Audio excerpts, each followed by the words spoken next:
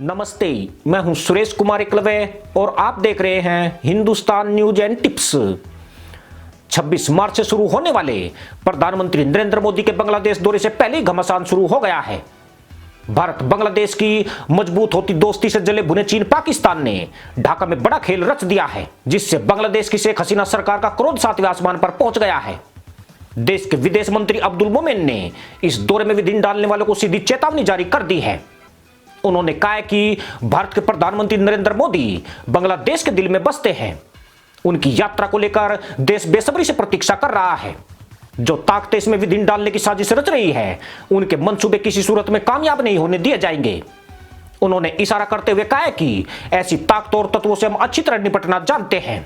दरअसल अब्दुल मोमेन को यह चेतावनी इसलिए देनी पड़ी है क्योंकि जुमे के दिन ढाका के कुछ कट्टरपंथी मुल्लाओं ने पीएम मोदी के दौरे के विरुद्ध आंदोलन किया है।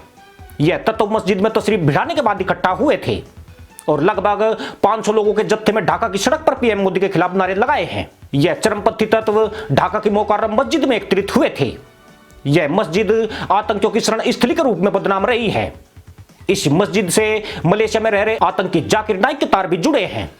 साथ ही यहां पर आईएसआई के एजेंटों का आना जाना भी लगा रहता है, मगर धार्मिक स्थल होने की वजह से ढाका प्रशासन यहां कार्रवाई करने से चकता रहा है। ऐसे में इस मस्जिद से भारत प्रधानमंत्री के विरुद्ध आवाज उठना पहली नजर में साजिश नजर आती है। चौंकाने वाली बात यह है कि प्रदर्शनकारियों ने खुद को छिपाने का भरपूर प्रयास किया था और उनके हाथ में कोई बैनर भी नहीं था। इन तत्वों ने यह भी नहीं बताया कि वे किस संगठन से जुड़े थे। यह चरमपंथी प्रधानमंत्री मोदी की तस्वीर हाथ में लिए हुए थे और मोकार्रम मस्जिद की सड़क पर मार्च कर रहे थे। यह भारत विरोधी नारे भी लगा रहे थे। खास बात यह है कि इससे अलग वामपंथी रुझान वाले करीब 200 स्टूडेंट्स कार्यकर्ताओं ने ढाका यूनिवर्सिटी के बाहर मार्च किया और भारत के खिलाफ जमकर नारे लगाए हैं। इस पूरे मामले पर आगे बात करेंगे, पर पहले यह भी समझ लीजिए कि ऐसे जाहिलों का कितना भी भला किया जाए, ये गद्दारी दिखाने से बाज नहीं आते हैं। दगाबाजी इनके डीएनए में जन्म जाति शामिल रही है। भारत की मोदी सरकार ने इन जाहिलों को जनवरी महीने में ही मुफ्त कोरोना टीका भेजा है, पर उसके बावजूद भी ये अपने डीएनए का कलर दिखाने से नहीं चूके हैं। आपको बता दें कि 26 मार्च को प्रधानमंत्री मोदी बांग्लादेश की प्रधानमंत्री शेख हसीना के निमंत्रण पर ढाका जा रहे हैं। पीएम मोदी बांग्लादेश की आजादी की 50वीं बरसी में हिस्सा लेने वाले हैं। इस दिन 26 मार्च 1971 को बांग्लादेश ने पाकिस्तान से खुद को आजाद घोषित किया था। भारत की मदद से बांग्लादेश 9 महीने की खूनी जंग के बाद एक नया मुल्क बना था। पीएम मोदी के अलावा दक्षिण एशिया के 5 देशों को बांग्लादेश ने इस मौके पर आमंत्रित किया है। इनमें नेपाल, भूटान, श्रीलंका और मालदीव के नेता भी शामिल हो रहे हैं। जबकि 17 से 27 मार्च तक चलने वाले इस आयोजन में पीएम मोदी आखिर में इसका समापन करेंगे। भारत के प्रधानमंत्री 26 मार्च से 28 मार्च तक ढाका में रहेंगे। वे गोपालगंज के मटवा समुदाय के कार्यक्रम में भी शामिल होंगे। पीएम मोदी का इस समुदाय से मिलना ही पश्चिम बंगाल के वामपंथियों को कांटा बनकर चुभ रहा है। वे इसे पश्चिम बंगाल की राजनीति से जोड़कर देख रहे हैं। आपको बता दें कि पश्चिम बंगाल में मटवा समुदाय की बड़ी आबादी रहती है, जबकि बांग्लादेश की वामपंथी जमात के यहाँ के वामपंथियों से गहरे रिश्ते रहे हैं। दोनों ही देशों के वामपंथी चीनी नीतियों के समर्थक माने जाते हैं और हर मुद्दे पर चीन का साथ देते आए हैं। ऐसे में ढाका यूनिवर्सिटी के 12 वामपंथी छात्रों से भारत और मोदी के खिलाफ नारे लगवाकर फिर से घटिया हरकत की गई है। पर मामला सिर्फ यहां तक नहीं है।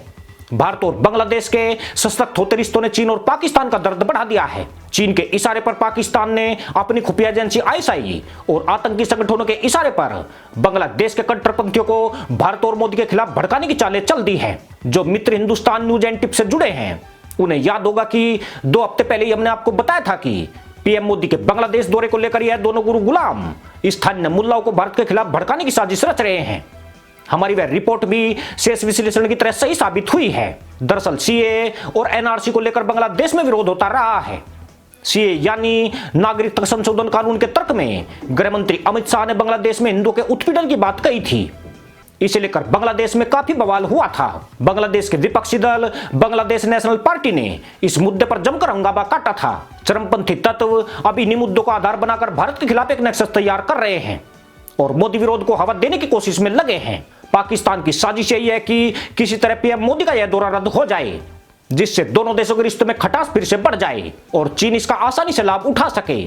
खास बात यह है कि उसकी साजिश में वामपंथी भी शामिल है। ऐसे में वह लोगों को उकसाने में जी जान से जुटा हुआ है। परंतु अपनी प्रेस वार्ता में मोमेन ने यह कहकर पाकिस्तान और चीन के जख्मों को हरा कर दिया है कि सरकार को गर्व है कि भारतीय प्रधानमंत्री न्योता स्वीकार कर बांग्लादेश आ रहे हैं। देश की जनता और प्रधानमंत्री शेख हसीना को अच्छी तरह पता है कि चरमपंथी और इस यात्रा में खलल डालने वाली ताकतों से कैसे निपटना है। भारतीय प्रधानमंत्री ने अपने पहले कार्यकाल में बांग्लादेश का जमकर साथ दिया है और कोरोना महासंकट में मोदी की बदौलत देश को काफी सहयोग मिला है। मोदी को जितना प्यार भारत में मिलता है, बांग्लादेश में भी उनका उतना ही सम्मान होता है। अब्दुल मोमेन के इन शब्दों ने पाकिस्तान और चीन दोनों को मिर्ची लगा दी है। बीते सालों में भारत बांग्लादेश के संबंध उतार चढ़ाव वाले रहे हैं। सीए और एनआरसी जैसे कानून लागू होने के बाद इन रिश्तों में व्यवधान आ गया था, लेकिन कोरोना काल में बांग्लादेश भारत के रिश्तों में फिर से गर्मजोशी आ गई है। इससे पहले चीन ने तीस्ता नदी के नाम पर बांग्लादेश को $1.5 अरब की मदद का ऐलान करके उसको अपनी तरफ मिलाने की कोशिश की थी, मगर मोदी की वैक्सीन कूटनीति ने सारे समीकरण बदल दिए हैं। हालांकि बांग्लादेश की पीएम शेख हसीना ने पिछले साल ही मोदी को देश में आने का न्योता दिया था।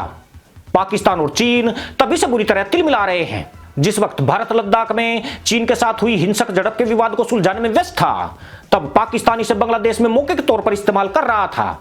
जुलाई 2020 में पाकिस्तान के उच्चायुक्त इमरान अहमद सिद्दीकी ने बांग्लादेश के विदेश मंत्री अब्दुल मोमेन से मुलाकात की थी। पाकिस्तान और बांग्लादेश के बीच इस तरह की बैठक होना कोई सामान्य बात नहीं थी। जब यह बैठक हो रही थी तब भारत एक तरफ कोरोना वायरस महामारी से जूझ रहा था, तो दूसरी ओर चीन, श्रीलंका और नेपाल जैसे पड़ोसी देशों के साथ संबंध तनावपूर्ण चल रहे थे। शेख हसीना के नेतृत्व में बांग्लादेश भारत के लिए भरोसेमंद रहा है, मगर सिद्दीकी जब से उच्चायुक्त बने हैं तब से बांग्लादेश में पाकिस्तान ज्यादा सक्रिय हो गया है। यहां कट्टरपंथी धीरे धीरे मजबूत हो रहे हैं और भारत विरोध को लगातार हवा दी जा रही है। हालांकि पिछले साल अगस्त के बाद से भारत के प्रति नेपाल के सुर पूरी तरह बदल गए हैं। साथ ही श्रीलंका ने पाक पीएम इमरान खान को अपने मन से कश्मीर का मुद्दा उठाने से रोका है, जबकि बांग्लादेश अब फिर से भारत की शान में गान गा रहा है। यह सब मोदी कूटनीति के कारण ही संभव हो पाया है, किंतु अब बड़ी चुनौती सरकारों के साथ वहां की जनता में भी भारत के प्रति सोच बदलने की है, क्योंकि उक्त तीनों ही देशों में भारत विरोधी शक्तियों ने वहां के नागरिकों को भी भारत के खिलाफ करने में कोई कसर नहीं छोड़ी है। इसी के साथ अनुमति दोस्तों, जय जवान, जय किसान, जय हिंद, वंदे मातरम।